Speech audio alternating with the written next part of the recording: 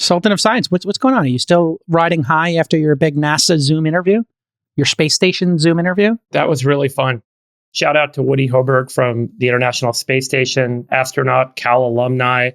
Woody listens to the pod on the ISS while he works out. The astronauts work out. He said 2 hours and 15 minutes every day to, obviously your body can atrophy. You got to work out a lot. And he's like, when he's working out, he listens to old episodes of the All In Pod.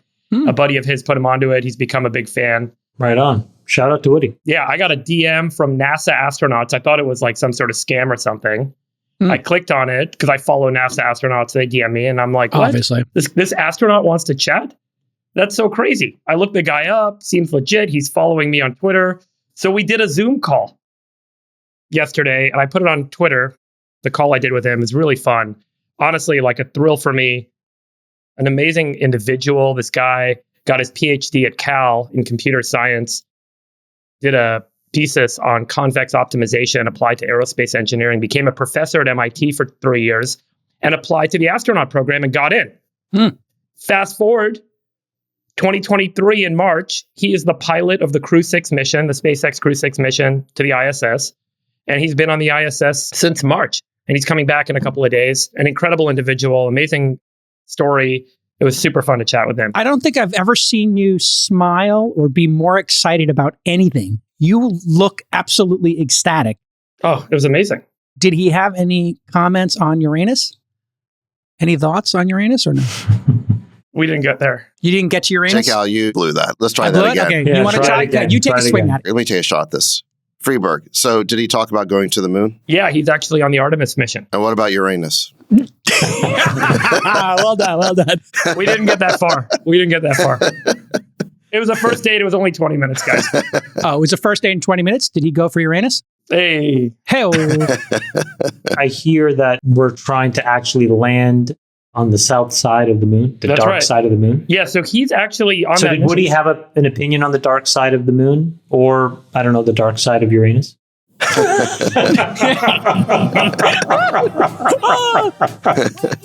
3 or 3 for 3, everybody. Let your winners ride. Rain Man David Sack. And instead, we open source it to the fans, and they've just gone crazy with it. Love you, Besties. Queen of Quinoa. I just want to explain. Somebody was like, why are you bullying Jake out? Why are you bullying Friedberg? Chamat's bullying this person. He loves the attention. Our love language is breaking chops. That's it. We like to laugh and take the piss out because everybody takes themselves too seriously. And then what's going on with the tequila? Are you guys serious about this? Because now I'm getting... Don't talk about that right now. I'm getting 50 emails a day with people we'll talk about tequila. That later. All right. Let's talk about it later. We'll talk about it later. Okay. I did run a poll asking people if they would try an all-in tequila, and the poll had narrowly won. Okay. And then I ran a poll asking what the most they'd ever spent on a bottle was. If you price it around $200, you can really maximize demand. I think the demand maximizing function is probably around $180, $190 a bottle. You do not need a majority of people to want to buy your tequila. You just need enough that are willing to pay the right price. No, I agree. I was just trying to see how much interest there'd be out there. And in this poll, I think it was 41% said they would try it, 40% said they wouldn't. And then the remainder was just kind of, show me the answer. I think if we don't have advertising ever, but we have a nice sipping tequila, because, I don't drink a lot, but I do like when Saks gives me a nice bourbon. If you look at this, guys, 32,000 votes. So if you look at 18.8%, so it's 79% is 200 or less. That's the sum of both of those two cohorts. So like if you priced it at, call it 189, you probably can get 15%. And so, you could probably sell several 100,000 bottles a year. I mean, that's like a pretty real business. Okay, but I need something smooth and I like it a little sweet.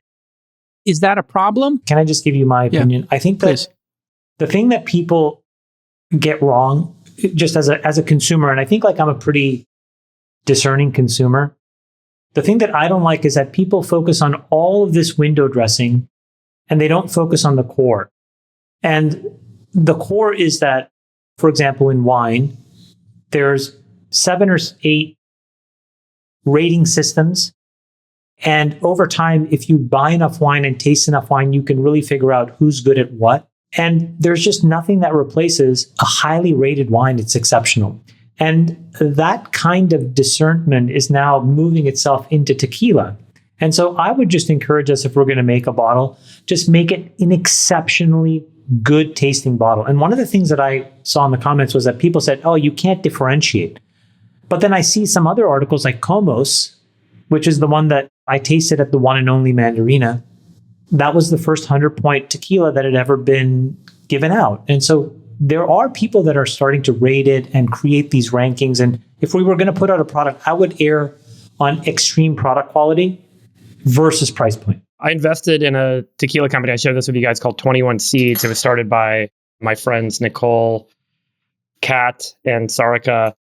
And they spent a lot of time in Mexico finding the right producer, and they put fresh fruit. It's a female niche tequila. So the goal is to create a tequila that will appeal to the female demographic. And they spent quite a lot of time trying to figure out how to actually get the flavor of fresh fruit without using artificial flavoring into the tequila. And so there was this big investment in trying to get this thing to work.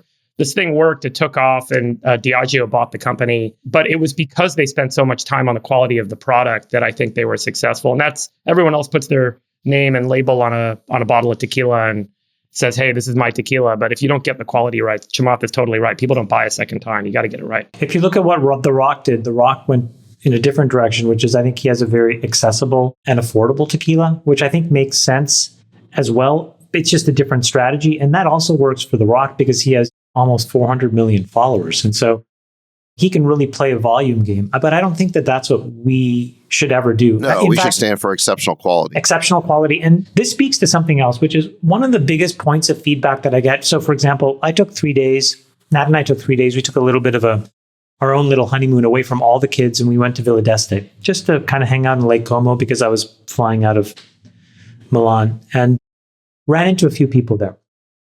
And the consistent feedback that I get from those folks is like, they love hearing about these different places, whether it's different brands, different kinds of wine, all of these things, because all these folks are a little bit left out in the cold now. They don't have like how to live life well. And if you work really hard and you're lucky enough to then also have some amount of success, why should you feel ashamed about it? Why shouldn't you be allowed to enjoy that and actually like pamper yourself and celebrate yourself? And I say, go for it. So if we can find high quality products, like this is the thing, for example, like I think there's different ways of expressing success. When I was poor in wallet, and I was also poor in mind. And then somewhere along the way, I actually became rich in wallet, but I was still poor in mind. And so I would wear these clothes that were gaudy and had these huge labels. Terrible. Macy's. Dior and Balenciaga, all this crap. God, don't pull that up, man. The haircut looked like Friedberg's. It was disgusting. It was gross. And then I learned how to be rich in wallet and rich in mind, which is then you go totally brand off and you can actually find things that are just like really well-tailored, well-made. They can be almost generational pieces of clothing or whatever. And I think that it's great that you can find these things and tell other people because you find that there's a latent, so many number of people that want that. So at Villa d'Este, as an example, that is probably the Harvard of hospitality. I've never been to a hotel that is more on point anywhere in the world than that one place. Incredible, incredible ways in which say like, the all name the of it again waiters, one more time. Villa d'Este, Villa D''Este on Lake Como. Can't wait.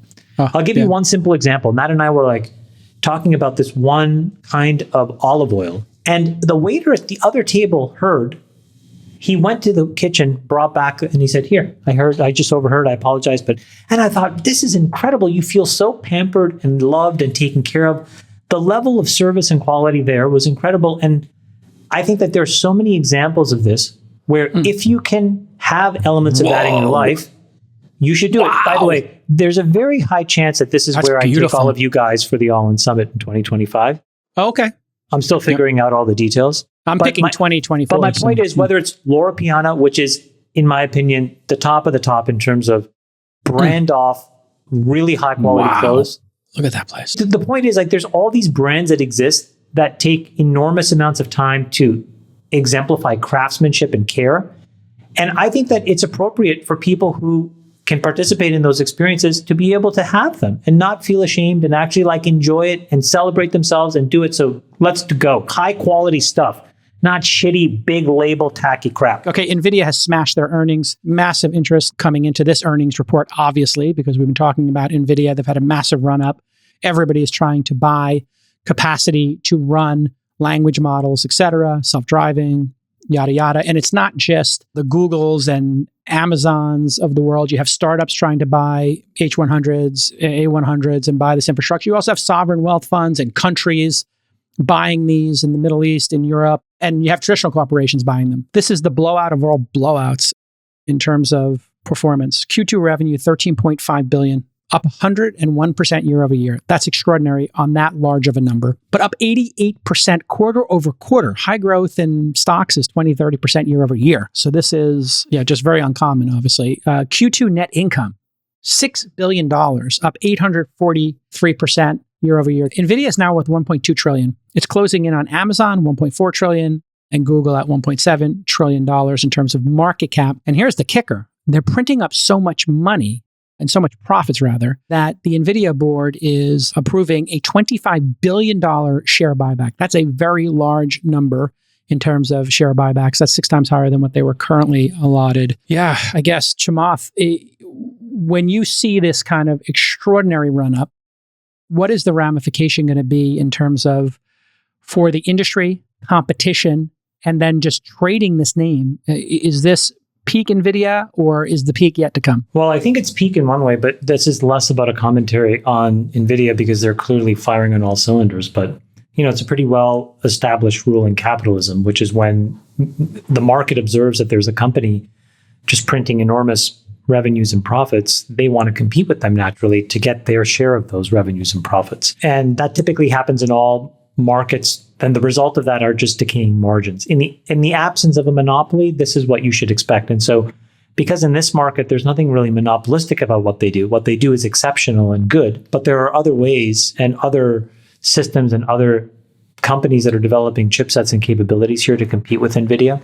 So it probably just motivates them even more and accelerates the path where you see competition. I tweeted this out yesterday, but one of the most interesting things that could happen is somebody like Tesla decides to either open source their chip or actually starts to sell their platform. Because if FSD gets to a reasonable level of scale, that entire platform system is a learning and inference system for the physical world. And I think that has tremendous applications. You have something called RISC-V, which is an open architecture spec to essentially compete and create different versions of different chips. That has implications more, I think, to ARM. You have companies like Google that, frankly, spun their own silicon a long time ago, TPU. You have Amazon now talking about doing the same thing. Microsoft has invested a lot of money in FPGA technology. So it's just yet another accelerant in this trend to create many forms of AI-enabled silicon. And so I think that sort of, it pulls that reality forward. And I think we're going to have to figure out when the market prices that in, because I think that probably decays the NVIDIA margin and upside over time. Again, that is not a commentary on them. That's just a market reality. Yeah, margins get competed away. For folks who don't know, Tesla is making something called Dojo. It's their own supercomputer. Here's a picture of it. They showed that at Tesla AI Day last year. And you have ARM's open source competitor is the RISC-V chip you're talking about. It's an open source architecture for doing large jobs. And so I guess my question to you, Friedberg, is if you look at all this capacity coming online, do you think we're going to be in a situation where the amount of capacity, compute being put online, is going to outstrip the need for that compute because software is getting so much better? And then maybe people are running Hugging Face jobs and various LMs on the new silicon from Apple, and they're running it on their M2s. And so do we need this much capacity? Are there enough interesting jobs in the world for all this capacity? And then might that also be a headwind against NVIDIA when people say, I got enough capacity here? I think the rational way to think about this is to try and calculate the efficient frontier on compute use. So the more compute you use, the more it costs you. The question then is, if you double the amount of compute you're using for a particular application, do you get twice the return on the investment? If you triple it, does your ROI on a percentage basis, go up or go down?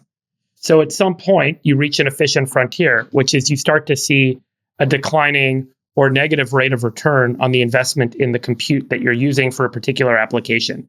And this is certainly going to be application and market specific. It's going to be largely driven by the data that is available in that market to do training, to do tuning, the market's appetite to spend money for that particular set of applications that emerges from that compute that's being used. And so we don't know today where the efficient frontier is across each of these different markets and sets of applications. And the market is finding that out. In the process of finding that out, everyone is spending a shit ton of money on compute. And they are trying to get as many server racks as they can. They are trying to get as many chipsets as they can. They're trying to get as much server time as they can. And everyone's got this idea that the more compute I can throw at a problem, the return is going to scale linearly. And it turns out that, like with most things, the answer is likely not. So we're at this point right now in, I would argue, a bit of a cycle that there looks to be a bubble. And what I mean by that is that there's a lot of inefficient spending going on as the efficient frontiers are discovered across all these different application sets. And so my intuition, without a lot of actual data to back this up, is that based just anecdotally on what I'm hearing people doing in the market, what companies are doing, what startups are doing, et cetera, everyone is throwing everything they can at compute, and they're going to realize that they're going to need to rationalize those expenses at some point. So I would envision Nvidia is probably riding a little bit of a discovery of the efficient frontier wave right now, and that this probably is not necessarily steady state. Sachs, we experienced this before, as you remember from the dot-com era. There was a massive investment, very similar to this, in fiber, and the overspending of building the fiber infrastructure so everybody could get broadband and they could stream movies, et cetera, happened in that 97 to 2002 time period. A lot of those companies went out of business. A lot of that fiber never got used. People were working on compression algorithms while they were building out massive fiber, and a lot of that fiber got sold. I think Google bought up a lot of it. Other people bought it up. And it was just a massive overspend. So is this like the dark fiber of this era where we're just going to build so much capacity that there's just going to be not enough jobs to run on it in your mind? Well, I think it's a little different than fiber in the sense that every year there's going to be a new generation of chips. And so these cloud providers who are providing GPU compute, they're going to want to keep upgrading the chips to be able to address the next generation of applications. So I don't think it's quite as static as fiber where you kind of build it once. And you're right that there was kind of a glut of capacity that was created. Eventually, though, the internet usage grew into that capacity. But I think this is a little different because, again, you're going to need to upgrade the chips every year or two. I think Friedberg is right that this is clearly a spike in demand that may not be sustainable. I mean, recall what happened here is that ChatGPT launched on November 30th last year and really caught everyone by surprise. It kind of took the world by storm. And over the next few months, you had hundreds of millions of users discover AI. I think it surprised even the OpenAI team.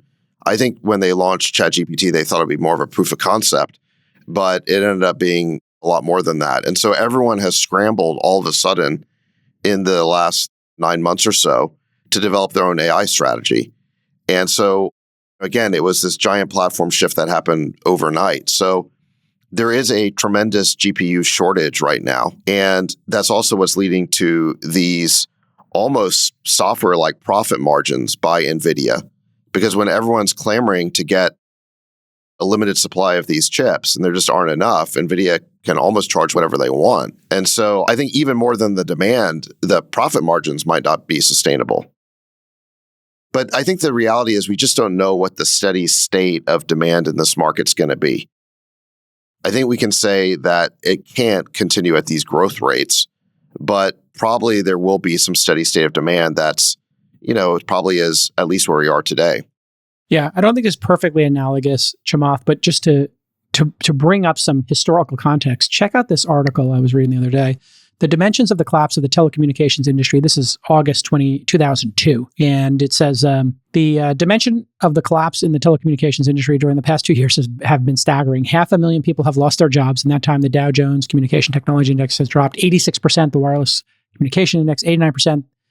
These are declines in value worthy of comparison to the Great Crash of 1929. Out of the $7 trillion decline in the stock market since its peak. About $2 trillion have disappeared in the capitalization of telecom companies. 23 telecom companies have gone bankrupt in a wave capped off by the July 21st collapse of WorldCom, the single largest bankruptcy in American history. So just a little history there of this. It's not perfectly analogous.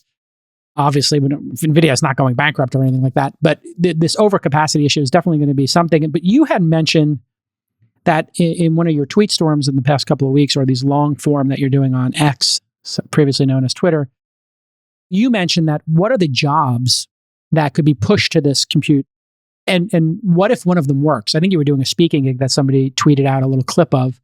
So let's unpack that. What do you think are some jobs that people might push here that we don't anticipate that could solve something miraculous in the world?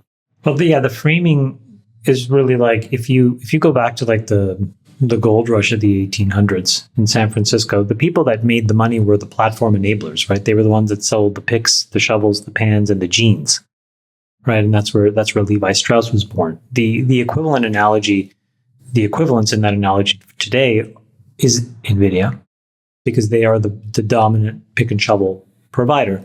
So the question is, well, what are we going to use these picks and shovels to create? Are we going to find gold? And I think the question is unclear. And where will that gold be found? Will it be found inside of a big tech company, or will it be found inside of a startup? If you look inside of where these resources are being used inside of big tech, it is to completely scorch the earth on the economic value of large models. And I think that that's very, very good for all of the startups that come after it. So what do I mean by this? We were all so wrapped around the axle around ChatGPT and then GPT in general. And now, if you look at the quality of Llama 2, basically these big companies have decided, no, we're just going to make all these models extremely good, extremely useful, and very, very free. And so a lot of the resources are going there to economically subsidize, and by implication, economically destroy the value of that category. That's going to be good for startups. And so the question is, what will you then build on top of these quasi-free, almost free tools? And so one area that I have been looking at for a while is in computational biology. I think that clip that you're talking about was just me talking with Oren Zeev, just around the ability to compute large complex spaces with very sparse information. It's a very difficult task today, but tomorrow in an AI model that you can train, you can literally characterize every single molecular permutation you could imagine. You combine it with something like AlphaFold, and you can understand protein folding, and all of a sudden you can sequentially start to put tools together that could theoretically give you much higher probability guessing for specific compounds that could actually cure disease. A different version of that is a company that myself and a few other people started. I tweeted that out, which is more in the material science space. And we've had some pretty important breakthroughs there, which is really about trying to invent next generation battery materials. And we have one candidate that could be pretty revolutionary if it turns out to work. We don't know yet. Some positive signs. So there are some of these green shoots. So my perspective is that a lot of the money that Nvidia makes today is going to be money well spent, because it'll be going to the big guys, big tech plus Tesla. They are then going to create some really foundational platform technologies with it, whether it's Dojo, whether it's FSD, whether it's the full platform inside of Tesla that is the cameras plus the inference plus the training for all forms of physical world interaction, whether it's Llama 2. And all of that stuff will be given away essentially, I think, open source, quasi-free to the ecosystem over the next few years. And I think that'll be a really important moment, which will create hundreds of new companies doing really clever, cool things. So we haven't yet seen the big breakout company yet. And so I think that right now, most of this CapEx is going to the big guys, but the dividends of all the work that these big guys are doing will be seen over the next few years in the startups that get started in the next 4 or 5 years. I love the California analogy. Ultimately, what all that prospecting for gold did was create the state of California, putting aside the Levi's and the jeans.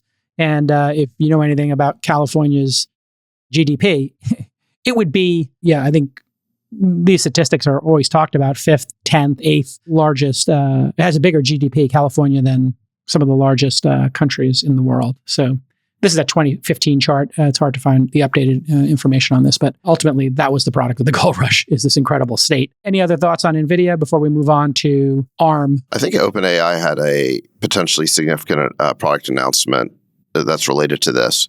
So they just launched fine-tuning for ChatGPT, actually version 3.5 Turbo.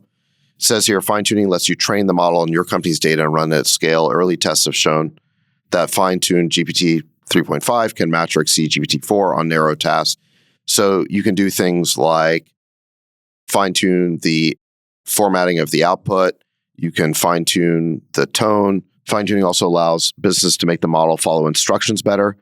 So I think the point of this is that we're still at such an early stage of this, and there are so many applications that are going to be developed, and they're making the models more and more useful.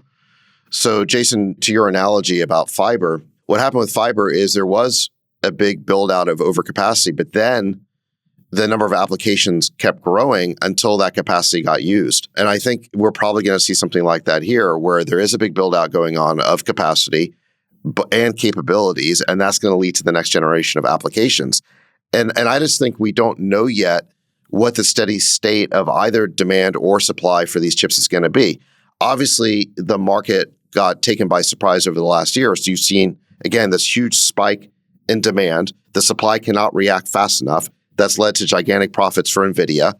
But it's hard to know exactly, again, what is the steady state going to be? Is it going to be like this, or is this a one-time spike? And we also don't know what the supply will be once the manufacturers all adjust, because now they know that the demand is there. And to your point, like the big use cases are pushing us well past chips to really be more like entire systems and these racks. And so if you look like at Grace Hopper, which is their next gen design, it's like a bunch of chiplets plus memory on a huge board. It's not a chip. You're talking about system level manufacturing at this point. And that will also create different kinds of use cases. Because, for example, today, right now, when you look at simple things like probabilistic tasks, I think ChatGPT and all these GPTs are pretty marvelous and pretty inspirational. But deterministic tasks, they're shit. Like, they hallucinate on simple things like multiplication. Why? Because you infer multiplication and you try to calculate it probabilistically and you get these simple math functions wrong. And so these are all these things where the software has to become more and more sophisticated and actually be able to path and tunnel code into different ways of getting it executed and then bringing it back and stitching it together. All of these things don't exist. Those are very rudimentary things that were solved in V1 of compute. So I think that, to your point, David, like, we don't know where this goes. We're probably going to go to a place that it's not just about chips, but it's about systems. But that's going to create this weird balkanization almost. And I think that's where a lot of the profit margins will get eroded away, because that will make it a much more competitive industry. And there just isn't a lot of margin to capture when you actually stitch all these things together. Yeah. And if you think about what were the massive wins for all that extra fiber, it was really two companies. The first was YouTube, which stopped charging people for transport on their videos. Before that, if you had a video go viral, your server got shut down because you hit your $5,000 a month limit or whatever you had set with your ISP. And then Netflix, of course, right? Netflix couldn't exist, and all that dark fiber built that. So we'll see with all this extra GPU, what could happen. And to your point about the breakthroughs there, you can now go into your ChatGPT and you can put in custom instructions. And so it asks you, what would you like ChatGPT to know about you and to provide better responses? And, for example, I told it I'm a venture capitalist. I live in the Bay Area. I'm looking for concise business information. And then it says, well, how would you like ChatGPT to respond? And I said, I like to see data in a table. I like to see data in those tables with hyperlinks. I like citations when possible. Yeah, just to be clear, what you're describing with custom instructions, that was a feature I think they launched like a month or two ago. A couple weeks. What that is doing is prompt engineering, basically. Yes. It's pre-saving like all that preamble that you would have to put in every single one of your prompts. Yep. Whereas this fine-tuning, as I understand it, is more about fine-tuning the model to improve set. the model for a certain kind of data or certain kind of output. Right. So the example there would be if you had your email box or you had your Google Docs or you had a repository of all your Slack messages or something in your company, you had your company handbooks or all of Chamath's letters he writes every year. You could have that uploaded to ChatGPT. It's potentially very powerful, I think, Yes. for enterprises. I think the big enterprise use case, the most obvious one, is that every enterprise wants its own internal chatbot. It wants its own internal ChatGPT where the employees can ask questions and the AI has access to all of the company's information and it understands permissions and privacy. So it only reveals information to people who have the right to see it. That's kind of a tall order, but I think that's what the market wants. Yeah. They want the ChatGPT for the company intranet. Yes. And so I think there's a lot of it, people racing to provide that. And there was an interesting tweet by Nathan Benach. Anyway, he just said, bye a bunch of startups. Because I guess a lot of startups were working on this fine-tuning problem. That may be too glib a Yeah, it's way too reaction. glib. Because I think there's just a lot of enterprises who do not want to share all of their corporate information with OpenAI. of course, what if it's HR information? Then you got people asking, like, who are the most overpaid people in this company? What if it's like the badge information and how many hours people are working? Or That's more about permissions, Jason. But even if OpenAI could nail the permissions problem, I think there's just a lot of enterprises who will not want to trust their data to Of course OpenAI. not. Yes, They're going to be of course afraid not. about where it goes. This is why I think open source is taking off in a big way, is that I think big enterprises would much rather roll their own models and control it and do the fine tuning. And that's why they're using tools like Mosaic and Hugging Face. They want to have control over it themselves. That's an excellent point. And that has implications as well into the hardware, which is also probably a good jumping off point for ARM, because what you said is exactly must happen for the integrity of an organization to want to use these things. And if that happens, then it just further accelerates, I think, how the hardware will get abstracted and, frankly, quasi-open sourced as well. all right, let's talk. Facebook did a great job of this because, like, when Facebook was building data centers, they had to invent tremendous capabilities that didn't exist before. And the market was really fragmented. It was very expensive. And what they did was they basically created these reference designs for servers and blades and the whole 9 yards and open sourced the whole thing. And it just, in essence, destroyed a market, but it created a hyper efficient market that then everybody could use. And I think the question is that if it's happening at the software layer already now, just like it did in Web 2 software, and then we see certain elements of Web 2 hardware being open sourced, I think it makes pretty logical sense that you can expect the same things to happen in the AI world. The AI models and the AI platforms and all of that stuff will first get open sourced because it's a data integrity security issue. And then the hardware will get open source as well because you just want simple reference designs you can use and plug and play. Yeah, if you want to look at that, it's called the Open Compute Project, opencompute.org.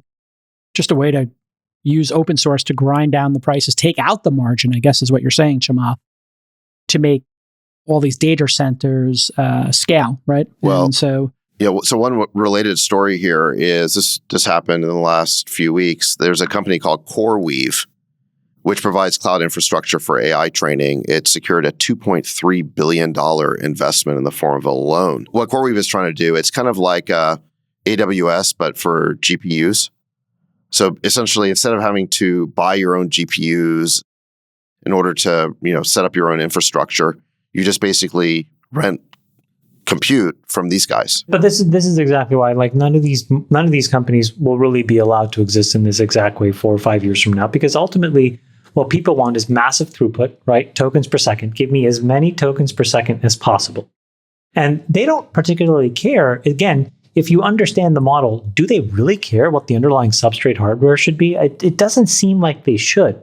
They should care what is the throughput, what do I pay for it? And by the way, that is exactly what happened when AWS really started to scale. Because if you guys remember, when we started to first abstract code into AWS, what did we care about? How much did an EC2 instance cost? How much did an S3 bucket cost? And that's all we cared about. Because that abstraction allowed us to not care about the underlying hardware. Who was the vendor? What was the configuration? It didn't matter. And so in an interesting way, we're going to go through that same evolution here because it's just economically rational that kind of a market exists. You should only care tokens per second, I think. all right, in other news, and by the way, there's something called Common Crawl, which is another interesting open source project that is getting a lot more attention today because they have crawled the web and you can use this Common Crawl. They release it monthly, and that's what a lot of people are training their data on now. They don't have permission from all those people to do training data, but they do have the ability for you to download an open crawl, essentially what Google has, and you have an open source version of it. So Common Crawl was started and funded by Gil Elbaz. Yeah. He's a friend. Gil sold his company Applied Semantics to Google back in 0203. And a big part of his effort with Common Crawl is to That's AdWords, effectively. right? Is it AdSense? Or It was those AdSense. AdWords, yeah. AdSense. So basically, Applied Semantics could read a web page and then create the keywords associated with the content on that web page, and then those keywords would trigger AdWords ads on the web page. So they called it AdSense. So AdSense started, and the whole publisher network at Google was born from the Applied Semantics acquisition. And Gil was obviously a pretty significant shareholder of Google. He's even in the S1 as one of the major shareholders. He's a really great human being.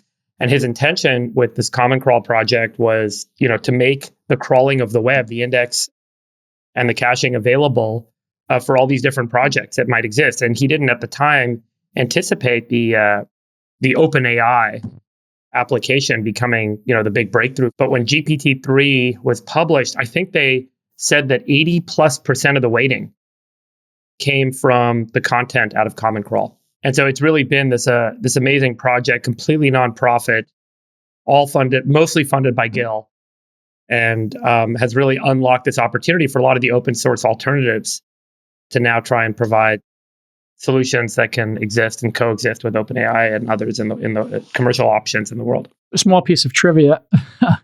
We were one of the first AdSense publishers. And so here's a story from October of 2005. Weblogs Inc., which did Engadget, the blogging company I started, hit $3,000 a day in AdSense, thanks to Gil and the team over there. And we wound up selling it to That's LLs. awesome.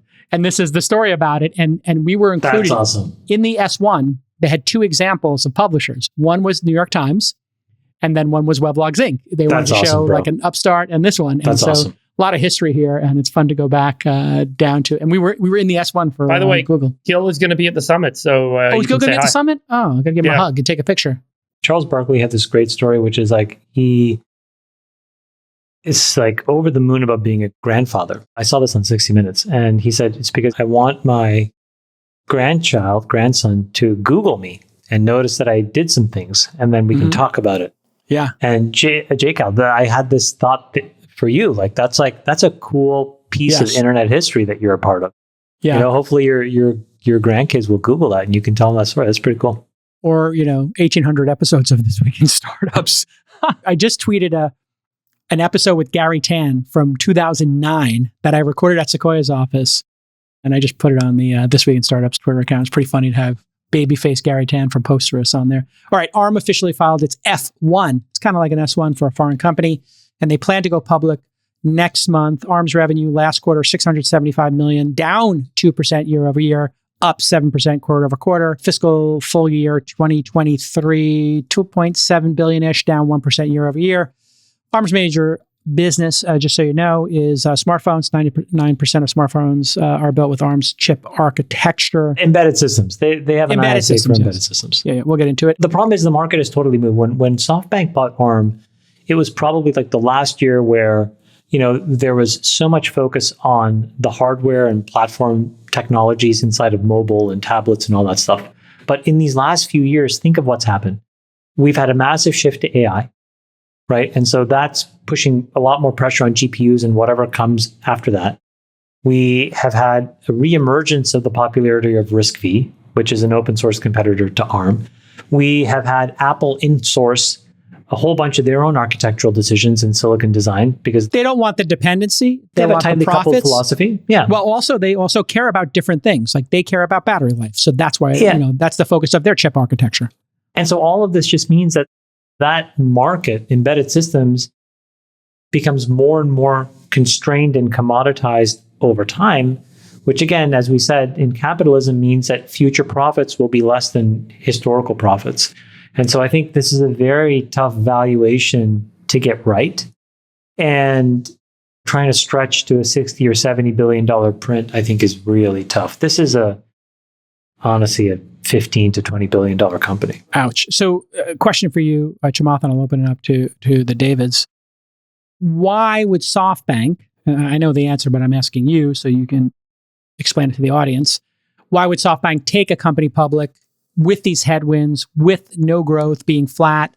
Why are they taking it public now? Well, SoftBank has to delever, right? They have a very big problem, which is that they have this, forget SoftBank Vision Fund for a second, but SoftBank itself is a telco operator that has ginormous piles of debt that they've used to finance the building of their business. And so when you have contraction in your core business, you become more and more at risk of breaching the covenants of all that debt, and or you just like run out of free cash flow. Like all of these things really hurt your future ability to invest. And so SoftBank is under a lot of pressure to just clean up the balance sheet and de-lever.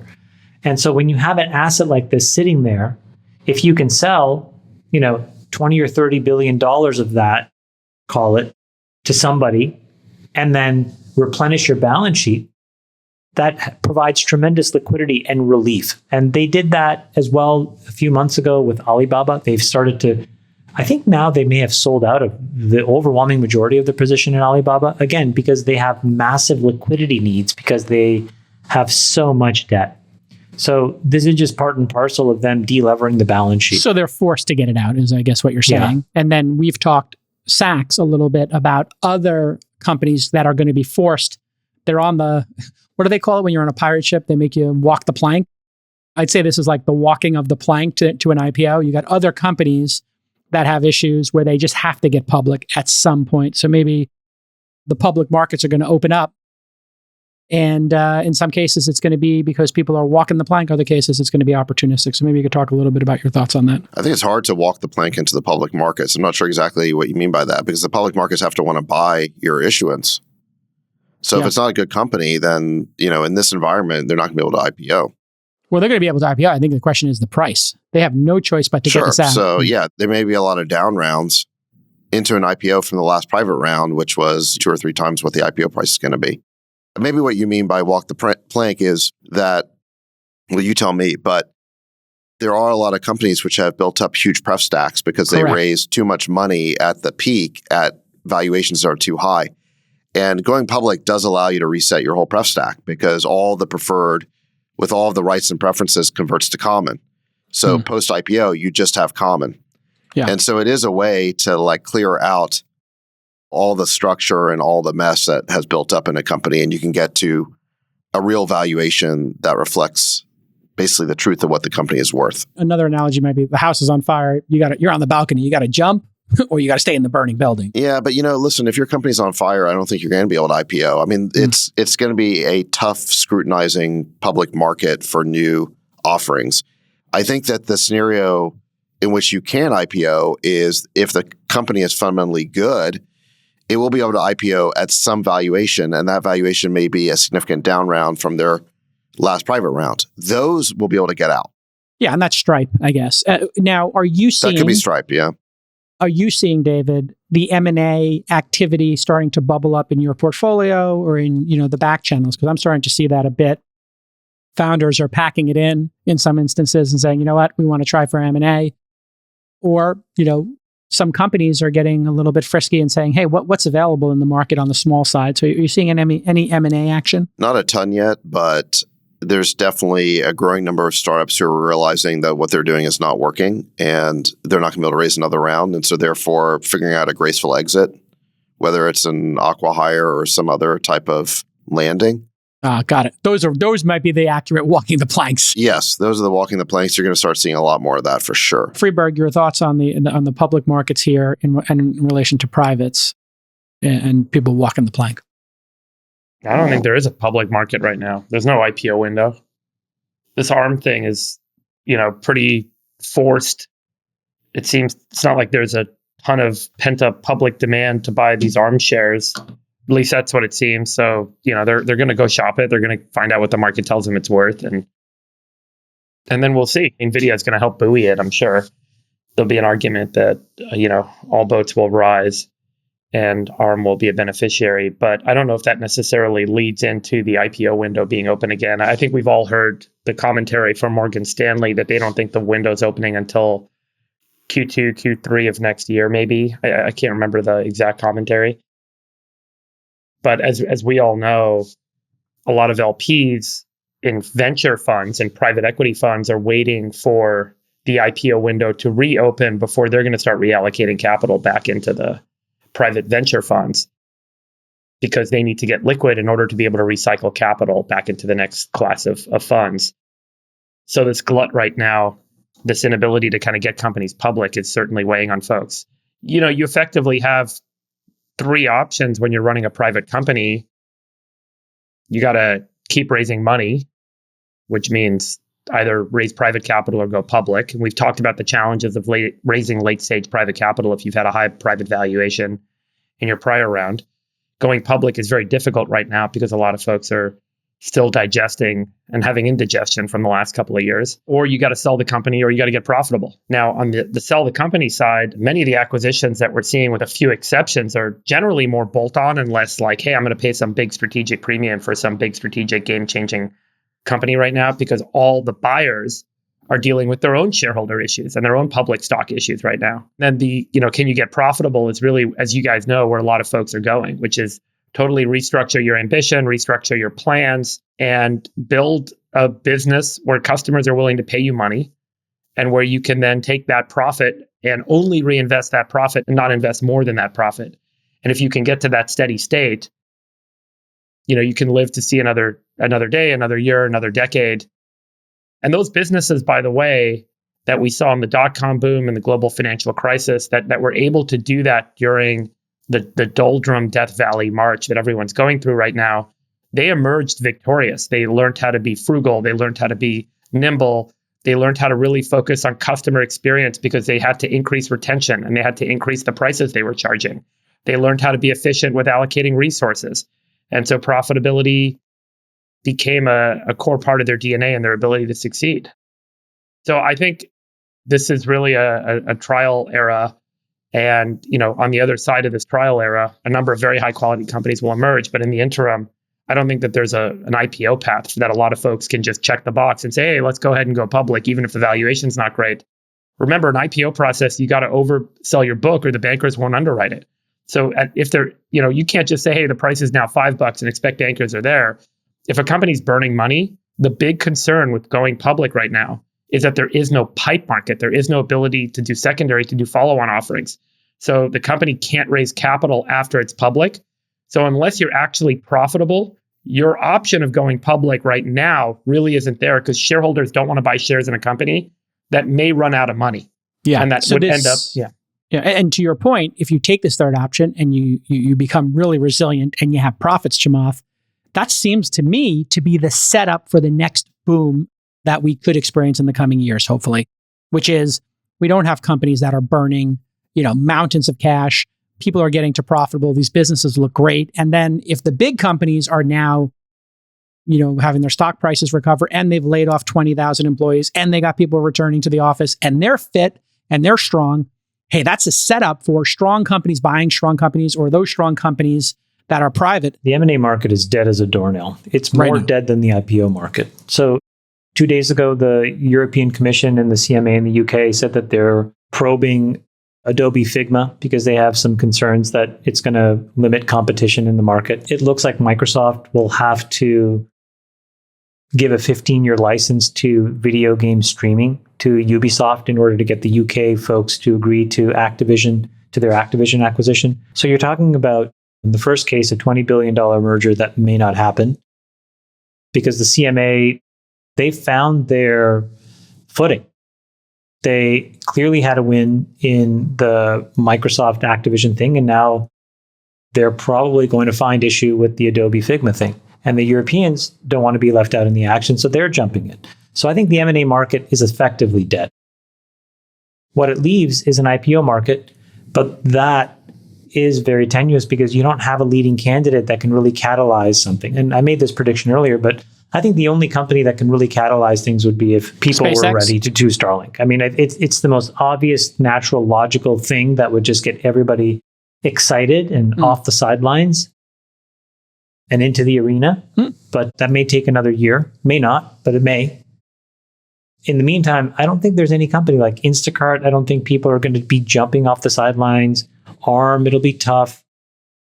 Even Stripe now is like a very complicated valuation trade. And I think that that's a really technical thing to be involved in an IPO like that, a technical valuation.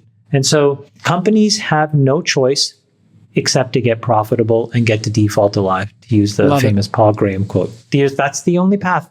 That's it. Yeah, I mean, suck it up. That's the only path. You either have to be default alive, which means profitable, or default investable, which means that you're capable of producing metrics that a VC will fund. But really, that starts with 100% year-over-year growth. There's a lot of companies that aren't growing very fast. They're growing 20, 30, 40, 50, 60% growth. That's not VC fundable. Flat. Yeah. Or they're flat, even worse. Some are shrinking. Yeah. So those cases, they got to think more like a PE model than a venture model. Yeah. And PE companies are cash flow positive. They don't burn cash. Welcome to the new world. I put out this video a few months ago called VC or PE, what's the right framework for thinking about your startup? This was a... Craft Ventures, YouTube. This was a talk that I gave to our portfolio companies. We recorded it and then published it. Really, it should have gotten more attention. But this was basically recommending to all those slower growing companies in our portfolio, stop thinking that VC funding is always going to be available and start thinking more like a PE funded private equity company, which is to say you need to cut your burn to get cash flow positive. You will then be able to control your own destiny. So yeah, this slide here, if you're not VC eligible, act realistically. So we provided some guidance on what makes a company eligible for VC funding. And you can see there's a good column, there's a great column. Good starts at 2x growth, great is 3x. Gross margins, good starts at 50%, great is 80%. Net dollar retention, good starts at 100%, great's 120%. CAC payback, good is 12 to 18 months, great is 6 to 12 months. Burn multiple, good is 1.5, great is 1 or less. And then there's some danger zones as well. This was to provide them with some realistic guidance in terms of whether they'll be able to raise another VC round or not. And I can tell you, like most startups in startup world right now are in the danger zone. It's a really tough environment. And so, listen, if you're a startup with sub 1 million of ARR and you're in the danger zone, you're probably just going to have to pack it in, or maybe you package yourself up for an acqui-hire. But if you're a startup that has 50 million of ARR, but you're in the danger zone, just cut your burn. You could basically make yourself cash flow positive, and you could engineer an outcome for yourself, a pretty good outcome. My anecdotal experience is one of our larger investments, we brought in a private equity firm, or they came in. And my God, it's been an incredible experience. Because the combination of how like a VC looks at a business and how a PE firm looks at a business in a moment like this is hyper additive, because it's super clarifying, it's very straightforward, and it gives a CEO an extremely clear mandate from which to operate, and then they become very measurable. And I found it to be a really, really healthy thing.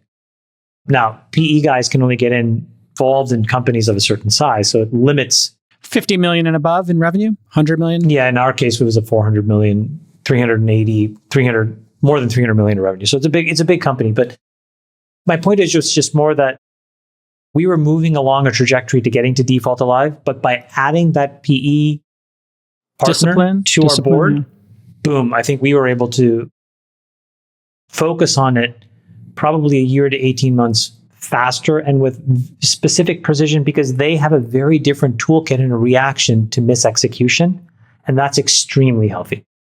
Yeah, we had this happen, meeting with, just from the front lines, we have 20,000 people apply for funding from our firm. In large part, I would say we doubled the number of applications after All In started. So shout out to my besties here. It's really helped our deal flow.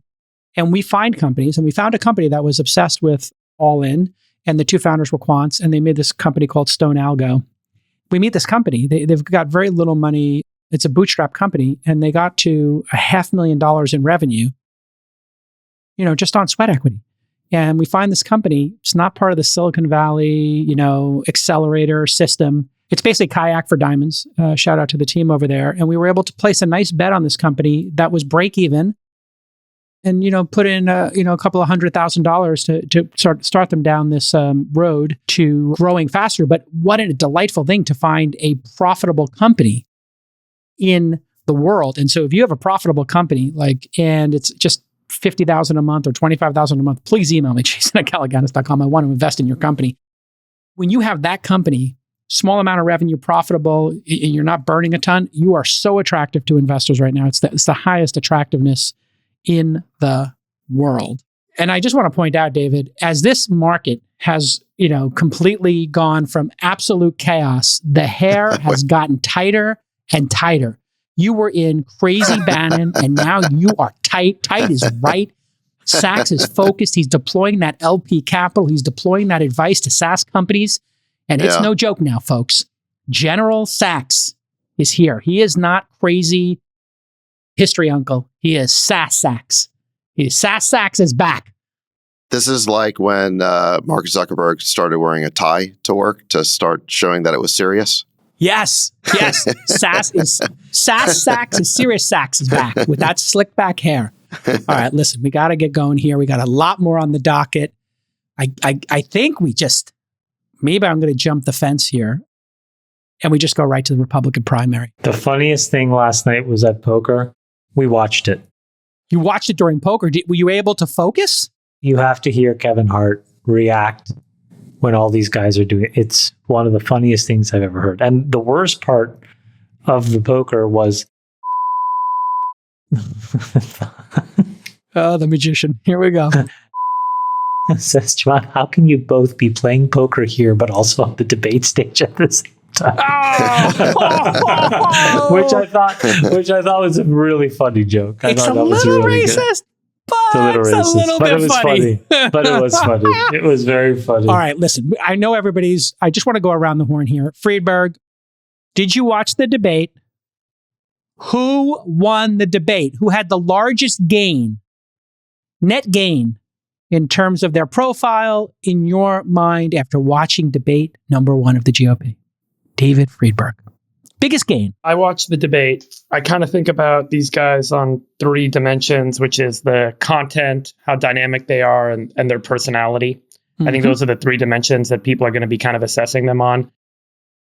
I think Nikki Haley did a tremendous job gaining interest with respect to her personality and her content. Burgum, Hutchinson, I don't think had a chance to move the needle on any of them. I think Vivek was by far the winner on dynamic. He had the hardest hitting, biggest comeback, with a very close second being Christie. But I do think that Vivek got taken apart when it comes to content. And I have real concerns about his personality. There's a lot of people that are just turned off by him, that he seems a little too eager, that he seems a little too smart for his own good. The commentary about him being so junior and doesn't have experience, I think standing next to those guys on stage really showed, to be honest. Nikki Haley tearing him apart on his point of view on Russia. And Sachs, we can debate the point or not, but I think she did a masterful... I don't think she tore him apart. Yeah. I think the biggest dunk line of the evening was when he congratulated her on her future appointments to the boards of Raytheon and Lockheed. Yeah, that was pretty good. That was brilliant. I just think he's the most dynamic character. And I think people do in a democracy vote on that. They vote on how dynamic someone is. They vote on their personality and whether they can trust the person. I think Nikki Haley shines there. She seems extremely trustworthy and personable. Christie came across as very personable. So your big winners. Yeah, Mike Pence, I would say, underwhelmed. And Ron DeSantis, man, it's like he didn't show up. So a bit sideways for him, yeah. Okay. I would say Haley, Vivek. Christie, Vivek, and Tim Scott are probably across those dimensions, the 4 runners, and everyone else is probably off. Now, let me get Chamath, and then Sachs, you get to comment on both of theirs. So I want to go to you last because you have the most passion here. Chamath, who were your big winners coming out of it? In other words, who gained the most last night? What can Brown do for you? What can Brown do for you? I think that... Okay, UPS settlement, great. I thought that Nikki Haley did an incredible job. And I do think that Vivek did a very good job. And I think what's interesting is that I'm fascinated to see what the Republican reaction over the next few weeks will be to Vivek. And specifically what I'm interested in seeing is, do the Trump loyalists were they incepted with an idea yesterday, which is that this guy can give us a lot of the talking points we want, without some of the heartburn and agita that we don't want. And if he is able to thread that needle, which is what I think his effective strategy has been, he could really build momentum going into the fall. So that was my real takeaway, is that he is refining a playbook. Look, the guy is clearly a really brilliant person, well studied, well prepared, and dynamic, as David said, so he can, clap back at people, which I think is important. But the most important thing that he's done is he has defined a very precise strategy to thread this needle of being close enough to Trump to, frankly, eventually go after him, but do it in a way where he's slowly building credibility among Trump loyalists. And I think if you look at where other people made huge gaffes, unnecessary gaffes, was they took their beliefs and they confused them with the strategy of winning. And that doesn't work in the Republican Party. So when the candidates were asked about Trump and the ones that drew a hard line and said that this guy's going to go to jail, what happened? They got booed. And it just ended their ability to be credible for what they said afterwards. I'm not saying that that's right or wrong. It's just an observation. So I think Vivek is doing the smartest job of understanding the rules on the field, and he's in the arena to win. Okay, and so that gives him a lot. That gives him a lot of chance. Now we go to Sachs. Sachs, you heard Nikki, Vivek, Christie from Friedberg. You heard Vivek, and Tim Nikki, Scott. and Tim Scott. So Vivek clearly, the buzz and the search terms and everything, it seems to be favoring Vivek as the big lift here. Do you think Vivek is the Trump change agent without the indictments, without the baggage, without the Trump derangement syndrome insanity? Is Chamath correct here that he's a more palatable version of the change agent that is Trump? I think he's positioning himself as the backup plan to Trump. So he's not criticizing Trump. He is cultivating support within Trump's base. Again, not to supersede him, but I think to perhaps be a backup plan. I think it is a smart strategy. But let me back up a little bit here. Who won for you? Well, who had the best gain? Before you make your points, who had the biggest gain? Everybody else played the game. Biggest gain. Well, clearly the biggest gain was Vivek. That's reflected in the polling. There's a poll on Drudge Report in which 33%, which was the highest number, said that he won the debate. 22% for Haley, 18% for DeSantis. Christie got 16%. The rest were just non-factors. So Nate not Silver, scientific, but pretty interesting. It's not scientific, but this is corroborated by Nate Silver. Had a Substack this morning, basically saying that based on the buzz on social media and the sentiment and that Google he predicted, Google Trends, he predicted that Vivek would. We keep saying Vivek. It is like Vivek. It's Vivek. It's Vivek. It is Vivek. Like cake. He's going to have the biggest bounce out of the debate. Partly that's a function of the fact that he was the least well-known candidate. Okay. So this gave him a lot of exposure, and he is a good orator. I mean, just the way he talks, the energy, the timbre of his voice, he projects well. And he had a clear point of view in this debate. You may not agree with everything he said, but he had a very clear point of view. And I expect that both the number of people who like him and the number of people who dislike him will go up as a result of this. But I think the net effect of that will be positive. Now, let me back up, just give you a couple more thoughts on the debate. First of all, in terms of winners, I think the Republican Party, in a way, demonstrated that it is the party of ideas where there actually are debates happening. Because you saw here, I think, real differences between the candidates. And I could break them up into really three categories, if you like. There's this neocon wing of sort of hardline foreign policy hawks. And you saw Nikki Haley's part of that, and Chris Christie and Pence and Tim Scott. Then you had this religious right faction where you've got Pence and Scott. And then you've kind of got the MAGA wing, which Vivek really took up the mantle of opposing Ukraine and defending Trump. So you have three very different groups within the party who are battling, I think, for mind share within the party and to be the future of the party. So it's not just about candidates and personal style, but it really is about ideas. You compare that to the Democratic Party, they're not even having a debate. They're protecting Biden from a debate. There could be a real debate because RFK Jr.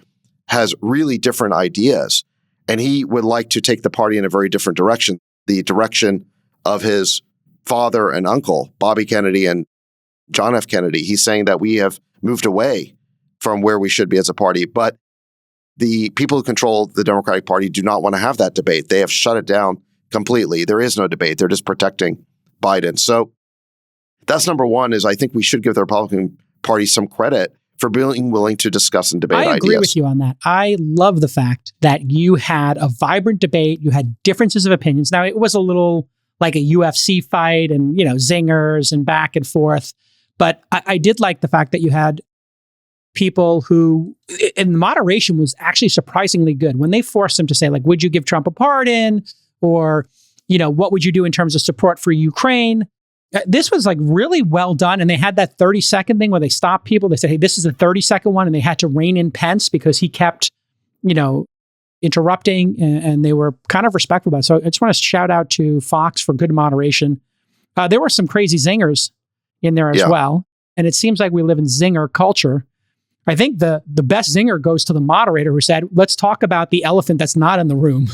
And then they brought up Trump. Well, frankly, I don't know if you caught that one, but that was pretty hardcore. Well, so let's talk about winner number two, which was Trump, because Trump did not participate and he didn't pay any price whatsoever for that. He barely got mentioned or attacked on that stage. And then he did this interview with Tucker, which started 5 minutes before the debate, which was kind of brilliant because once again, Trump was able to suck up a lot of the oxygen, maybe not all of it, but a lot of oxygen without even participating in the debate. It was a perfect bookend. I watched both. It was a perfect bookend. You got Trump over here saying, Chamath, I'm interested in your position on, but he said, listen, I don't need to be in there with these guys mudslinging and they have 0 or 1%. And I think he got the sense that he's excited to debate them when there's 2 people left or something like that. What did you think of? Did you watch Trump's thing, Friedberg or Chamath? Did you watch it? Did you watch it, Friedberg? I watched the debate only. I watched both the debate and then I watched. I do think Trump effectively won the debate night because you had all these guys going at each other. And then you had Trump playing the Trump card. I'm not even going to show up because I don't have to. He literally made himself better than everyone else in the room by saying, it's not even worth my time to show up to talk to you guys. Go ahead and fight with each other. I'll also just restate this point about Vivek. I think it became abundantly clear that his strategy, his strategy is to pander to the Trump audience. That his commentary about, God is real, climate change is a hoax, there's 2 genders. He knows through polling, through his understanding and his intelligence, that this is what this audience, that is the bulk of the voting members of the Republican Party, want to hear. And he is telling them what they want to hear. And then isn't that the job of a politician? Yeah. I mean, isn't that better than pandering to the military-industrial complex like Nikki Haley did? There was a comment last night that I thought was really important, which is that leadership is not about consensus. And what he is doing is he is reflecting back the consensus view of the majority of people in that party in order to get himself elected, rather than leading with a different message that casts a different opportunity, a different light on the opportunity for this nation. And I think that's really where he and others on that stage, or he particularly, falls short, is that he speaks too much to what people already believe and say, because he knows that that's what they're voting for Trump about. And then the bet is that there's some chance, not 100%, but some chance that Trump doesn't make it all the way. He ends up in jail or people start to turn on him.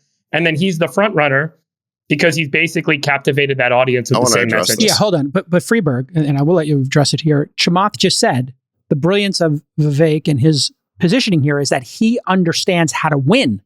And he is playing this game. And you call it pandering. Sachs is, I think, saying it's understanding the needs of that audience.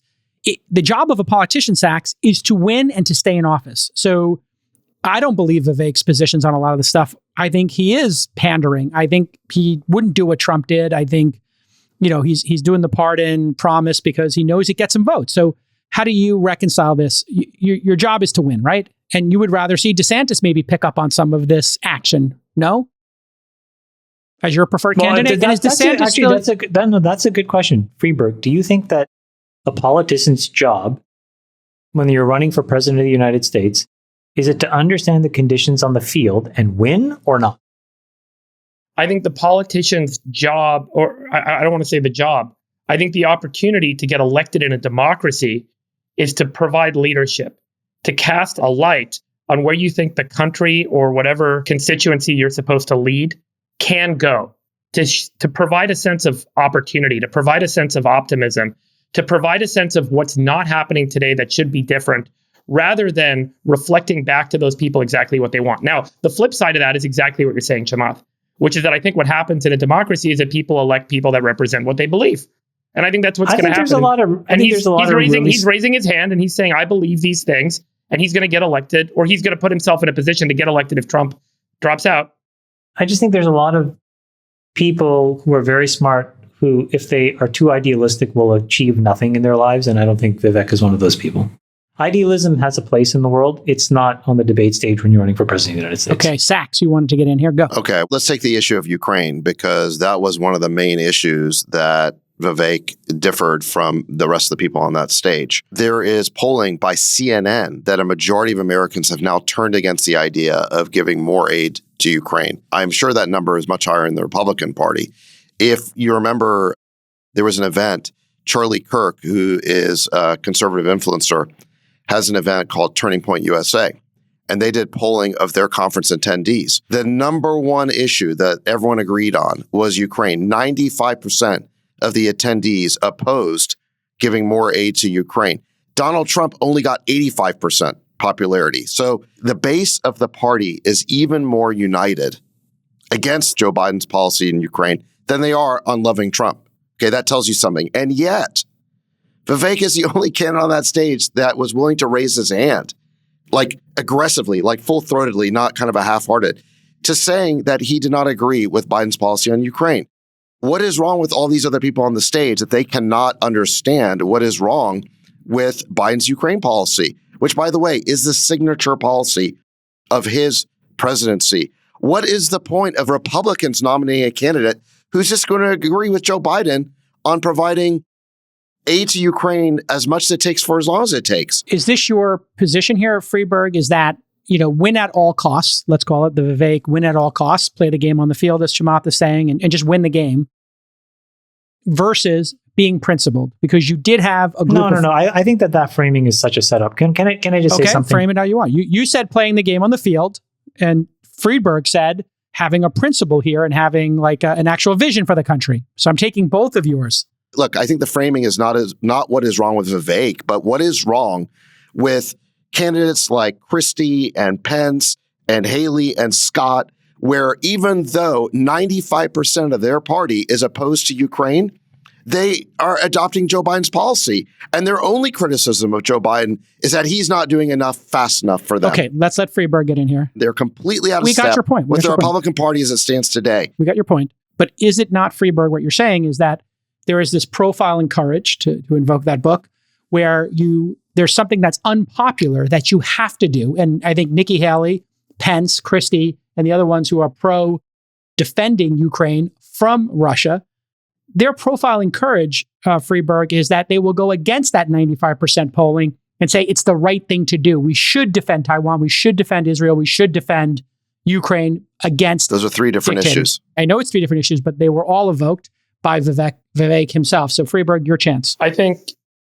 the West Wing does a great job of exploring both sides of this, which is, when do you have to break the mold and break the expectation of the people to do the right principled thing? And when do you have to do the thing that you don't think is right, but it's what the people want to have happen?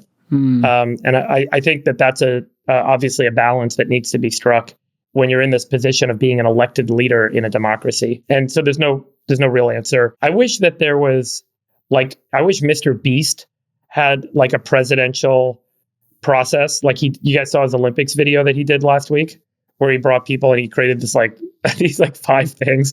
I wish that we had something like that to elect president, that it was more than just oration, because we elect the president today based on their oratory skills. They go on stage and who has the best quippy comment. The person who would be the most decisive under pressure doesn't necessarily win. The person who can inspire and attract and retain the best leadership, the person who can have the best foreign policy interactions with other leaders doesn't necessarily win. Those are skills that show up in other contexts. And when we put people on a stage and we say, okay, speak to the audience, the guy who speaks the best looks the best. It's not necessarily the guy who is best equipped to handle the challenge of the Bay of Pigs, or the decision on whether or not to I think go you're being very dismissive. I think you're being very Okay, dismissive. Chamath, you have the floor. Go. Chamath, go. That's kind of like saying, why isn't it that it's the quarterback with the strongest arm that isn't the most successful? Why? Because that person is a fucking loser. And the person that's the winner is the one that can thread together a multifaceted set of skills to win the game. Tom Brady was drafted in the 7th round, not the 1st round. He wins the game because he has the requisite skills, which is a basket of things and a nuance of skills in different moments at different times. And so I think that you're being a little glib by saying the person isn't cool under pressure or this or that. It's not true. The people that win these races have a preternatural ability to be a complete egoist, but not a narcissist.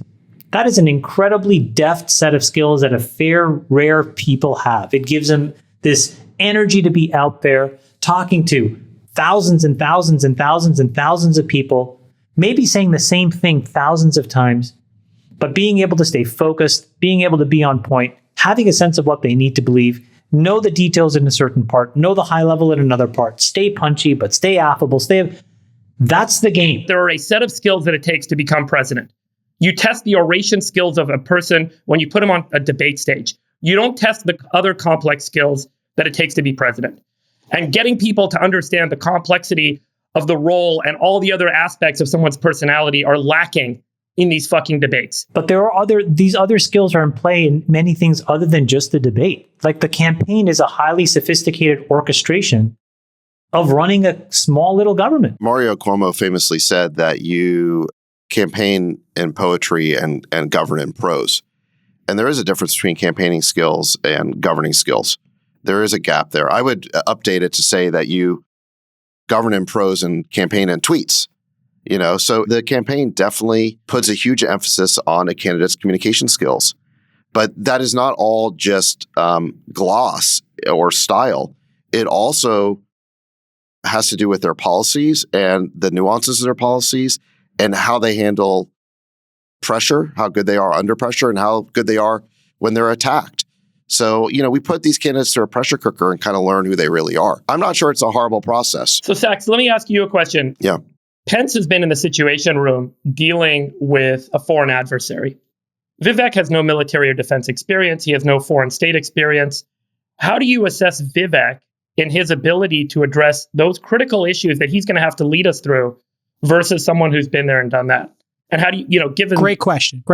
Okay. You trust him? You trust Vivek? Listen, Pence made that argument against Vivek, apparently not realizing that the guy he was vice president for was in that exact same position in 2016. No previous political experience. Right. No experience being in the Situation Room. The only reason why Pence got to warm his ass on a chair in the Situation Room is because Donald Trump picked him to be his VP. Oh, but he wasn't responsible for making any important decisions. He was basically clocking time as vice president. Give me a break. And that's why he's at, 1%? No one gives a shit about Pence. That's what they said about Obama as well. Obama had zero experience. Obama barely could get elected before he became senator and then president in a matter of 4 years. And for Bush, what happened to Bush? They said that exact argument as well. And what did they do? They packed him with Rumsfeld and Cheney. How did that end? I just want to also point out here that sometimes things get a little bit heated. And when we get heated, it's typically because we're triangulating around something very important. I think what we're triangulating around here is that we are moving from an era of incumbents and insiders to an era of outsiders. If, to your point, Sachs, post-Trump, we now have the 2 or 3 most fascinating candidates are people who do social media, who do podcasts, who do earned media, like we talked about, I think 2 or 3 weeks ago. It's really good insight. And Vivek has mastered it.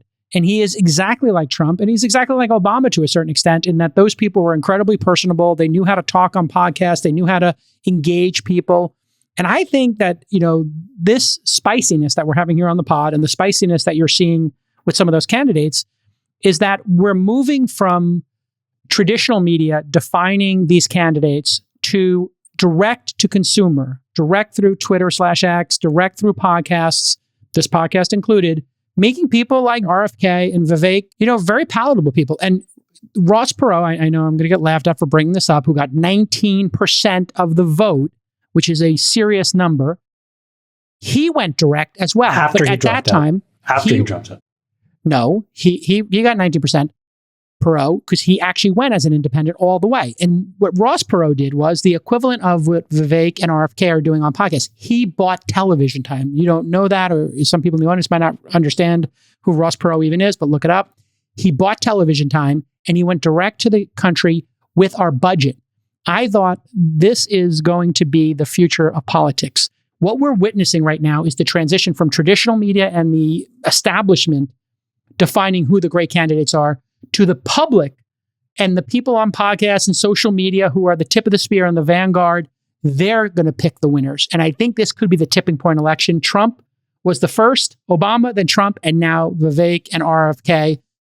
So I'd just like you all to maybe respond to that, especially you, Sex, since you brought this earned media issue up 2 weeks ago. Let me partially agree with Friedberg in this sense. Look, obviously track record is important. Obviously the ability to be an executive functioning is important for the chief executive of our country. So I'm not saying that we shouldn't look at that kind of record.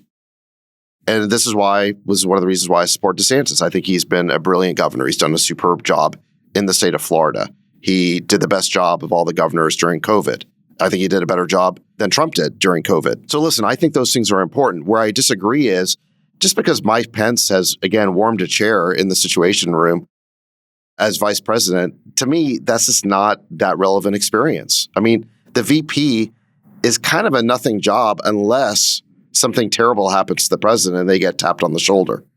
So I just disagree with what is relevant experience. Second, I think it's important to recognize that the reason why Vivek has a lane here and the reason why Trump had a lane in 2016 is that the establishment wing of the party is so completely out of touch with what the base wants. Look, the reason why Trump came out of nowhere in 2016 is he basically turned everything on its head. He said, no more Bushes, no more of these stupid forever wars in the Middle East. We need to build a wall, no more of this open border policy, and we need to reset our trade relationship with China. Yeah. Those were three mega issues that no one else in the party was talking about. And the mega issue today is Ukraine. 95% of the base is against it. And they have left Vivek this gigantic lane to exploit. Why? I don't know. I mean, they're trapped in legacy neocon thinking that the U.S. Are they bought and sold, Sachs? Vivek yes, they're kept bought saying and sold they're by bought and the donor sold. class. I think that was a great moment. It's a combination of being trapped in legacy thinking where we have to be the policeman of the world, combined with all the big donors in the party, many of whom are wrapped up with the military-industrial complex, want to contribute to that. Friedberg, can you just say it again, what you feel like I'm not hearing? No, I think that being president requires being better, more than just an orator. And I think that the debates allow the best orator to show off their skills and capabilities on the debate stage. I was saying, I wish that there were other events. I would love to see some set of systems to expose the candidate's success or failings and how well equipped they are, rather than the person who can just give the best interview. We all know this. When you interview a candidate, an engineer, the engineer that gives the best interview is not necessarily going to become the best engineer. You can look at their code to see if they're a great engineer. You can talk to people that reported to them to see if they're a great manager. You can learn more about their success and skills through more than just their oration on the stage. And yes, there's data and facts that we can pull from these people. I was just speculating in kind of a pseudo-silly way about the concept of, can we do more than just put people on a debate stage? How do you hire a CEO for your companies? So the board, what I'll tell you we don't do is we don't have the employees elect the CEO through a vote by having that CEO go in front of the room and say, hey, I'm the best guy for the job. I hear you, but interview is part of it. But you get to vote. We do reference calls, right? We talk to them about their strategy, and through the interview, through the reference calls, through looking at the performance of other businesses they've built and run, so why can't you do that with Vivek and have a fulsome understanding of his candidacy and his ability to be president? My point is, I think that there are certain things, like with Trump, that had not been tested or tried, that are going to come up in this role that they'd never done before in the past. And I'm not saying, look, by the way, I'm certainly not a big, political career guy. As you guys know, I think, I hate that people build a career out of politics. I think it's the most inane, ridiculous thing. And if we could go back and rewrite the Constitution, that's probably the first thing I'd put in there. The thing with this line of thinking, and maybe this is where I reacted, so I apologize if I personalize it, is that it creates the risk of exactly what you just said what you just said right now, which is this blob class of people that use those arguments as the reason why change can't happen. Yeah. Why it must be I don't this, disagree with that. I don't disagree with that at all. and I think that is the huge red flag about this line of argumentation around why out-of-the-box candidates can't be evaluated by reasonably smart people, of which there are 300 million of us in America that have the ability to see it. And so I actually don't think it's as hard of a job as we make it out to be, and that when you get 180, 190 million different people voting, I do think you actually get a pretty good wisdom of the crowds. And take away Trump's UI for a second. What Sachs just said is so profound because like what Trump nailed was 3 ginormous lanes that turned out now we can all agree with. None of us wanted these wars. Everybody basically believes that the border needed to be closed. And everybody believes that China has taken advantage in a way that has really hollowed out the middle class in America. Those were 3 totems that nobody would have touched.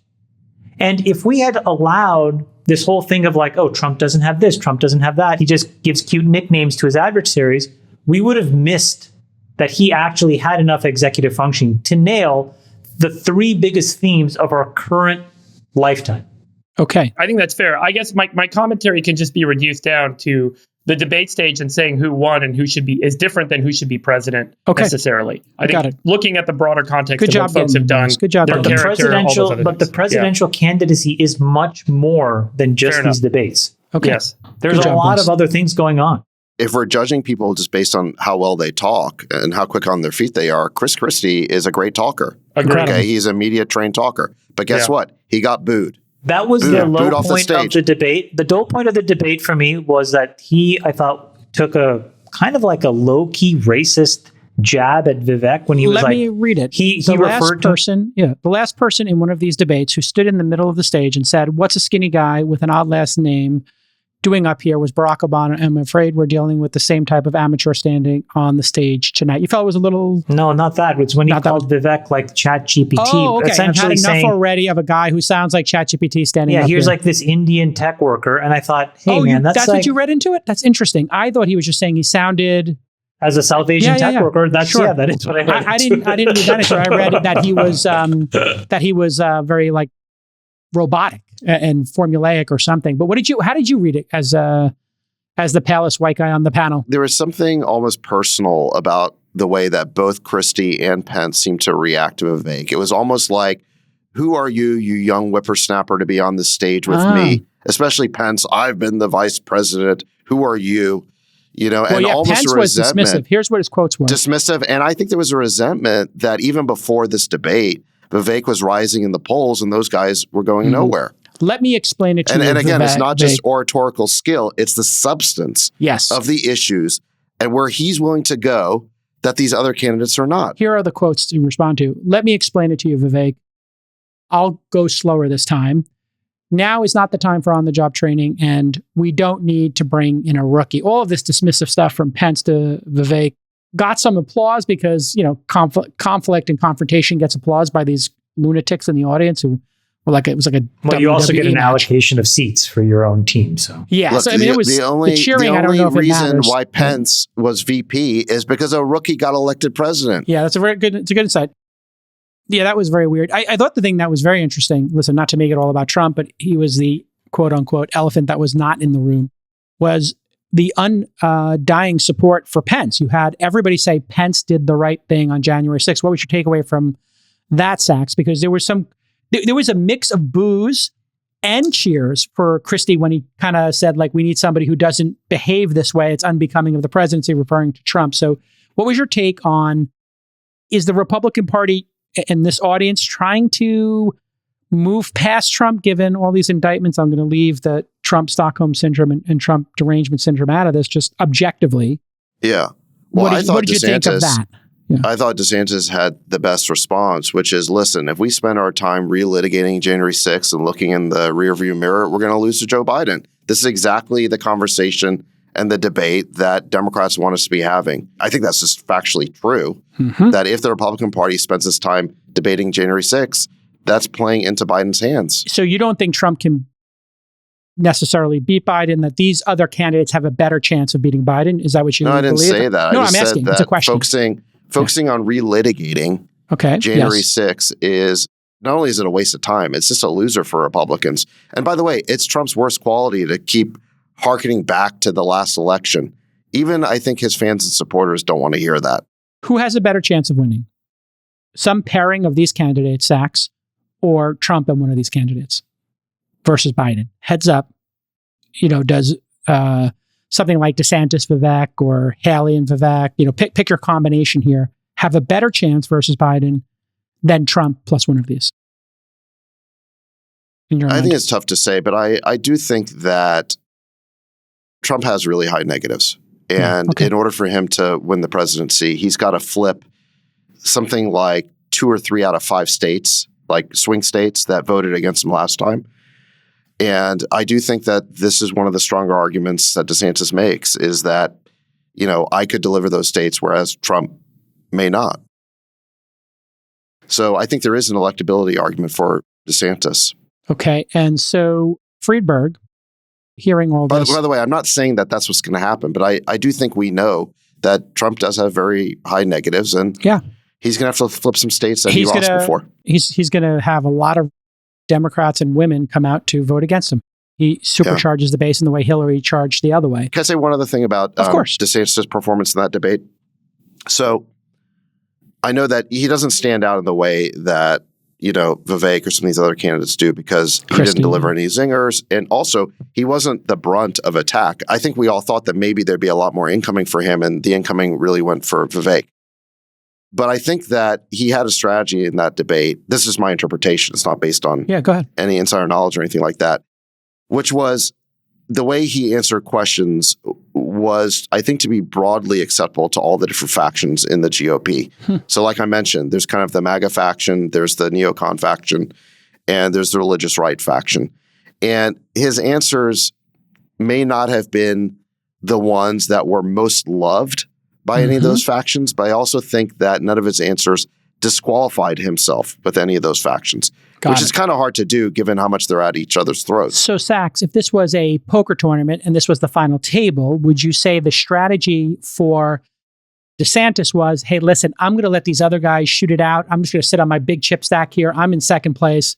Let's let the field eliminate themselves. I'm going to just protect my stack. I'm not going to play a lot of hands here. He's just sort of sitting and waiting for it to get down to 3 or 4 people, and then he'll mix it up some more. Is that the strategy? I think he came across as the grown-up. Nobody really took swipes at him or shots at him, and he didn't really take shots at anybody else. He did, again, try to focus the Republican Party on what it's going to take to win. He was one of the only people on that stage who had criticism of Biden. I think it was a mistake not to criticize Biden's record. Yeah, I was shocked at that. That was such a weird thing that they were all going after Trump and Vivek and nothing about Biden. The only attacks on Biden that I even remember from that night were from Trump's interview with Tucker, where he criticized. He destroyed him. He criticized Biden's lack of physical and mental acuity. But look, I think that if the convention were ultimately to be a brokered convention in which all the different factions of the GOP had to agree on a candidate, then I think DeSantis would be that candidate, because he may not be the candidate who is most loved by any of those factions, but I think he's made himself the most broadly acceptable to all of them. The problem is, I don't think that's the way that candidates are chosen. I think that what happens in practice is that the factions are trying to defeat each other, and that one faction is going to win. And I think it's probably going to be the MAGA faction. So that's the problem, I think, with this strategy. But look, he came across as the grown up, and he came across as the most broadly acceptable. Okay. So if this is a final table of a poker tournament, and Trump is going to sit down and debate 3 of these people, Chamath, who's going to be left to debate Trump and be the final 3 or 4 seats here? Which 3 remain? I think it'll be DeSantis, Vivek, and it'll be either Tim Scott or Nikki Haley. Interesting. Friedberg, who are the final 3 who are going to debate Trump, in debate number 4 or 5? I don't know if he's going to show up. I don't know why he would. If he's up 50, right, let's 60, 70% in the polls. I mean, it would just be such a Trump move to just not show up to any of these debates and just get elected. Play the game. How incredible a debate would that be if it was Trump, DeSantis, and Vivek? Firewall. And then my fourth would be Nikki Haley. I think she did a good job. She had her moments in that debate. I think she had good advice for the Republican Party on the abortion issue. Yeah, she did a really great job. And spending. That was a great job. She pointed out how, much money. I thought that was a Tea Party moment for her. That's when I warmed up to Nikki Haley a bunch. Is she's like, listen, we also approved, $6-8 trillion. We got to look at ourselves. And it was like, okay, is it the Tea Party 2010 here? I thought that was a great moment. Who do you have left, Friedberg? Everybody else played the game. Play along. Who will be the final three here to debate Trump if Trump shows up? Play along for the game. And I'll give mine. Vivek seems to be in a good place. And okay. I don't know. DeSantis has a lot of money. Yep. So he's probably going to stick around. Yeah. So Vivek and DeSantis we all have consensus. I go with Nikki Haley here's or the crazy Chris Christie thing as the third. Look, I don't think he's going to show up. We got your point. Yeah. You're critical of the fact that Vivek is having a boom or a surge based on his oratorical skills, which I think you regard as being a shallow way to choose a candidate. Question, but you're showing no enthusiasm for DeSantis, who actually has a track record of being the most capable executive. Oh, no, I'm not. By the way, I'm not. We're not talking about who I would vote for president. We haven't even had that comment. Like, we didn't even ask that question once. Okay, so we'll ask it now. Putting aside Trump, who do you pick? What was really interesting is hearing the governors speak about their skills. I think Nikki Haley, Chris Christie, Burgum, DeSantis all had moments where they shined from Hutchinson, from my perspective, from a content perspective, which is where I was talking about at the beginning, which people largely ignore, which is that they actually had quite a lot to draw from and, points of view on policy that seemed pretty strong. Here we go. Final question. I want you to give me your 1 and 2, not Trump. Sachs, we know DeSantis is number 1 for you. So then who's your number 2 to pair with him? Who would you pair with? Wait, DeSantis? to be what? To be the candidate? To be the ticket. Republican ticket. You're going to go DeSantis 1, and then who do you put with him as the number 2? Well, for me, DeSantis and? I think that the only candidates who have acceptable answers on what I regard as the number 1 issue of our time, which is Ukraine, because that could lead to World War III, the only candidates who have acceptable answers are Trump, Vivek, and DeSantis, meaning they've all been pretty clear they would de-escalate. I think all the other candidates have basically indicated in one way or another that they would escalate that war. So DeSantis, Vivek is yours? So those 3 candidates are the only ones that are acceptable to me. Okay, so we take Trump off. If Trump doesn't run, which that's my personal belief, but just of the people who were on stage last night, you're going DeSantis, Vivek is your ticket. Chamath, who's your ticket? After 1 debate, not counting Trump. If the Republican ticket, who do you think is the Republican ticket? Look, I like to buy these deep out of the money options. I will go out on a limb.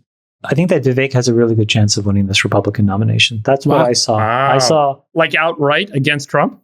Yeah, and we're taking Trump off the table. So just pick your 2. For example, no. I really do think he can win this thing. And for example, I thought it was very clever when he said that he had a line. He said, Donald Trump was the best. Let me be categorically clear. Donald Trump was the best president of the 21st century. And I was like, what? And then I thought about it, and I thought, why is he saying it? Does he say it because he believes it, or does he saying because it's like a tactic?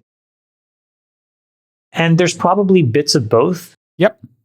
Because I do think that there are elements where he fundamentally does believe that Trump has at least shined the path forward. And so I think he does believe it to some degree. But then I thought it's even smarter to have said it.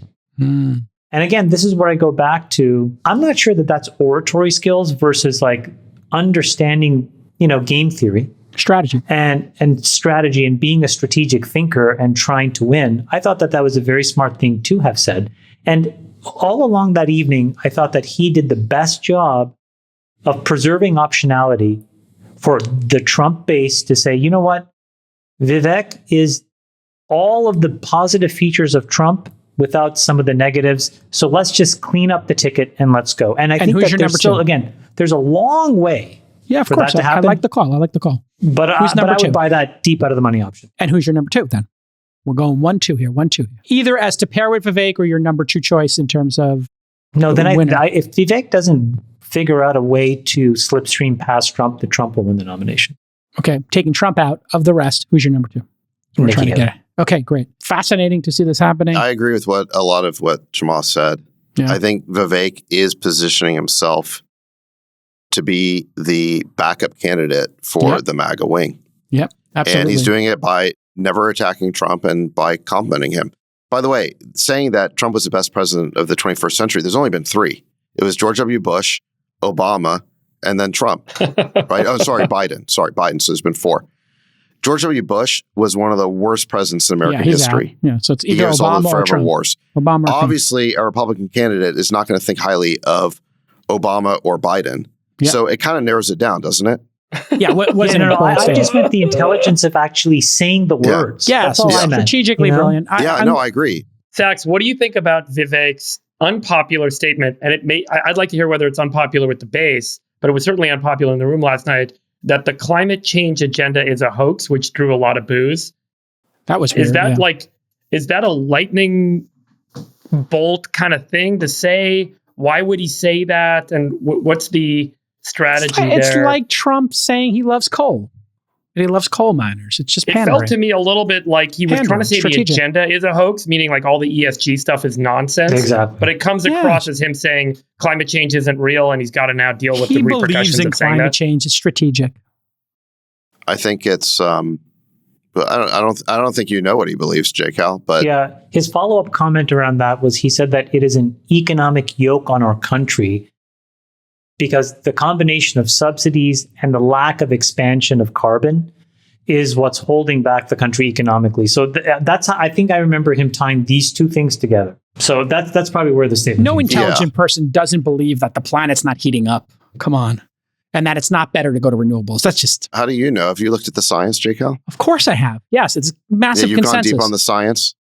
As deep as a person needs to go. Friedberg, we're not going to No, have you this just debate treat now. it. You just treat it. Look, it's just something you're supposed to believe in. No, I'm not. I'm not saying that I'm I just don't looking at the believe it, but statistics of how the planet has after gotten COVID, warmer. That's it. I will say Sachs is right that it has become a thing that it's like we're all supposed to take as given. No one is going to go up and say, here's the science that validates, here's the data that validates, there's some empirical evidence, and then people use counter empirical evidence to try and counter it. And that's what makes it a little bit of a movement now, which is the institutions, the elites, however they're framed, have been wrong so many times on the things that they told us were given, that we're supposed to assume that this is a given too. F that. I'm not going to be told what to believe anymore. And I don't want to be told what to believe anymore is exactly what people Let me state my position. That's what they clearly. heard from that song last week, and that's what they heard, in Vivek's Let me state my statement. position I clearly. totally agree. Yeah. Here's the thing. Ditto. After COVID, Without me even making a comment on Ditto. climate change. 100%. we were told so much bullshit that was Bullshit. in the name of science during COVID. Yeah. They told us the Yeah, I vaccines don't- were safe and effective. I just want to clarify my position before you respond to it. It's undeniable that temperatures have risen. I think it's a crazy experiment to run to not try to lower it. It's just a crazy experiment. The planet is precious. I don't think we should run it. I am not dogmatic about it. It's not a religious thing. I'm not It's not an genuflecting. experiment we're running, Jake. It's called human development and growth. And Yes, it's and just the it's temperature has caused by gone up, products. and the temperature goes up. So why wouldn't we use renewables well, let and me say it nuclear differently. and not pollute? Because not polluting is good too. When you have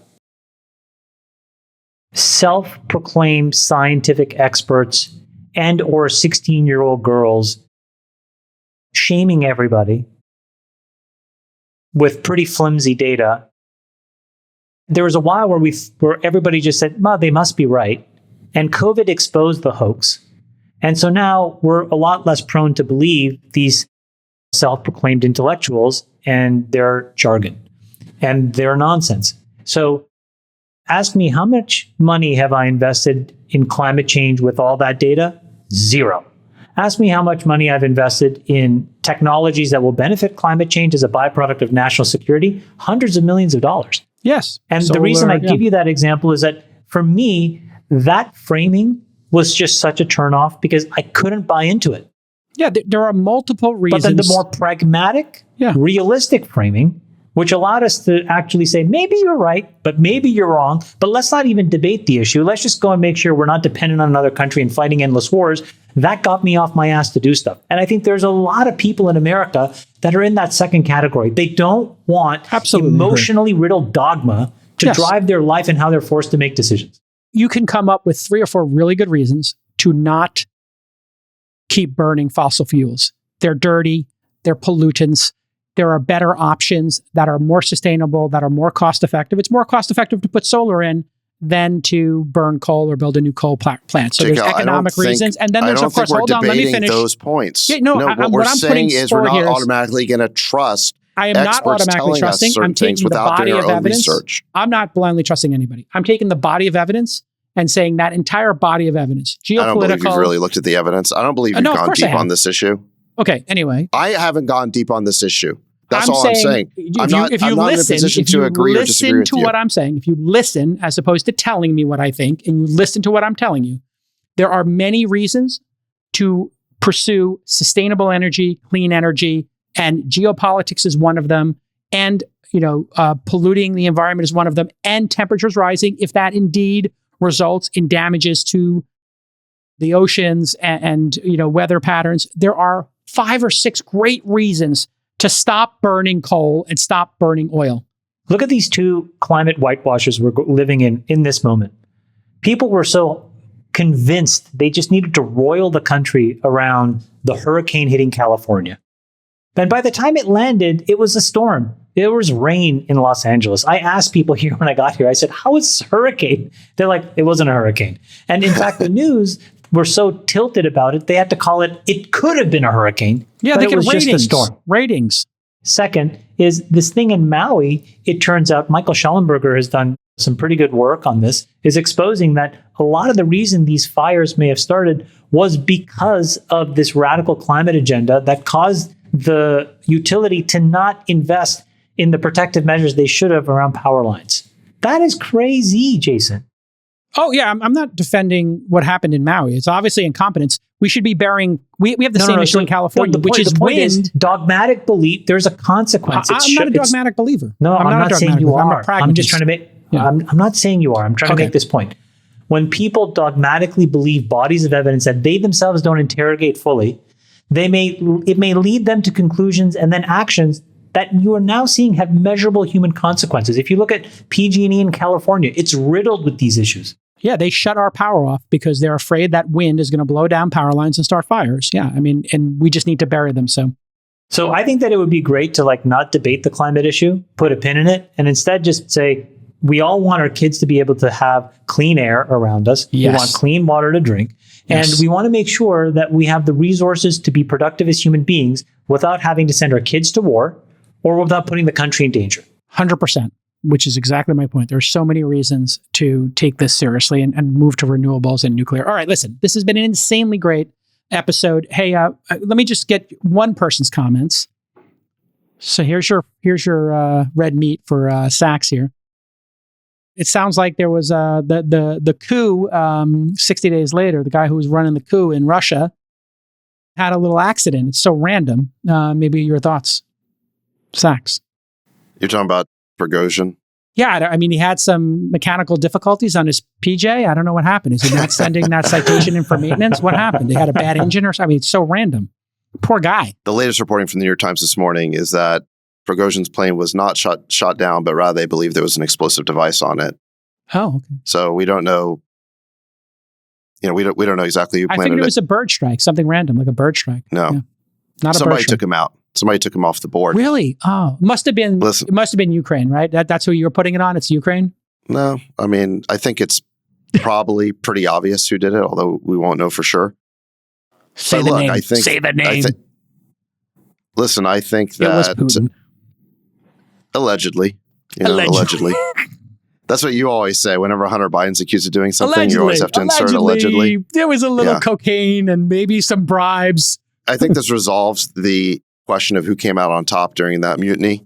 There were a lot of people speculating that somehow Prigozhin had the upper hand or he was paid off or that what it was have not you. a coup, right? Remember there was a line of thinking, oh, this wasn't a coup. If it wasn't a coup, then why did Putin whack him? Whack, whack. And it was exactly 60 days later. Is that correct? That was the other thing. Is that? Can I ask a question? How funny is it that it's like Putin's like, hey, Prigozhin, come and see me. We're good. Nothing to worry about. I'll send a You're private fine." jet. And then, I'll send a private jet. And then it's like, listen, where are you going to the Black Sea? "Yeah, you can take my PJ." And he's like, "Right, see you later." How does this happen? Like, you can't even write this stuff. In It's just related news, comical. Friedberg is sending his PJ to take me down to the Oh my Owen God. Summit. Oh, thanks for the ride, Friedberg. I told you, it's like Michael Corleone. It's unbelievable. Apparently, there was a meeting about a month ago. I remember it being reported where Prigozhin and the other heads of Wagner came to meet with Putin.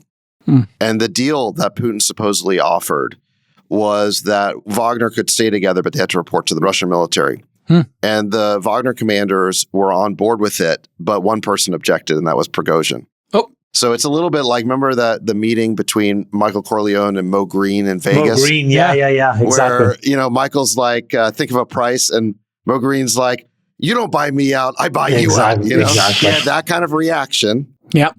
And the guy had some sort of death wish, I guess. You know what they say? Beware the dog that doesn't bark.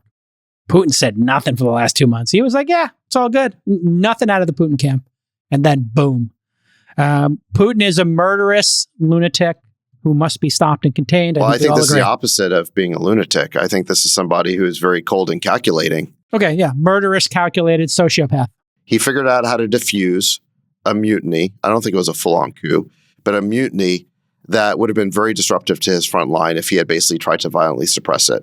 So he cuts a deal where basically he offers banishment to Belarus. Prigozhin was supposed to go to Belarus. By the way, we don't know exactly why Prigozhin returned to Moscow or St. Petersburg. He was supposed to be staying in Belarus or Africa. So maybe he violated the terms of his probation. We don't know. There were all these people on social media who were pinning their hopes for regime change and liberal reform within Russia on Prigozhin, which was always absurd because he was this warlord whose behavior and conduct was even more erratic and violent than Putin's. So he was never going to be a great vessel for liberal reform in Russia. Nonetheless, there were all these people who pinned their hopes for regime change in Russia on Prigozhin. We can see now what a stupid idea that was. The Russian regime, whether you like it or not, is stable. It is not unstable. Russia is winning the war. And you may hate Putin, but he is still master of Russia. And eventually we're going to have to deal with him. These fantasies that we're going to be able to regime change him, I think, are absurd, and they've led us to this horrible point. Okay, for the dictator, for the Sultan of Science, and focused sass sacks with the slicked back hair. I am the world's greatest moderator. See you next time. Bye-bye. We'll let your winners ride. Rain Man David Sack. And instead, we open source it to the fans, and they've just gone crazy with it. Love you, Bestie. Queen of Quinoa.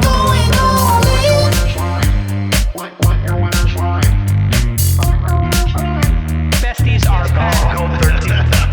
That's my dog taking a notice in your driveway. My haberdasher will meet me at Clinton. We should all just get a room and just have one big huge orgy because they're all just useless. It's like this sexual tension that they just need to release somehow.